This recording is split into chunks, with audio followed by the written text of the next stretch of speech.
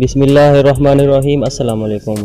ابتدا ہے اللہ تعالیٰ کے بابرکت نام سے، جس نے ہمارے وجود کو انمول نعمتوں سے نواز کر ہمیں اشرف المخلوقات جیسا عظیم درجہ عطا کیا۔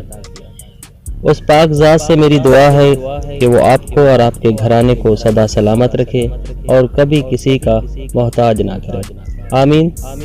تو پیارے بہن بھائیوں، آج کی ویڈیو کو شروع کرتے ہیں۔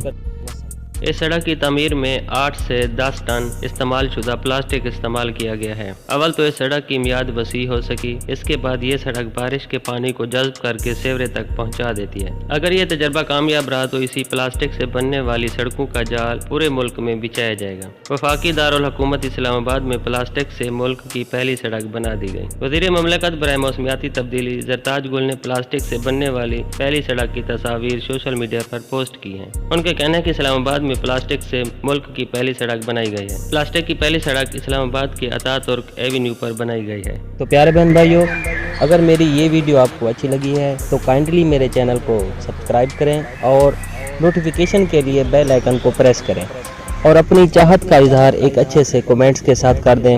اللہ تعالیٰ آپ سب کا حامی و ناصر ہو۔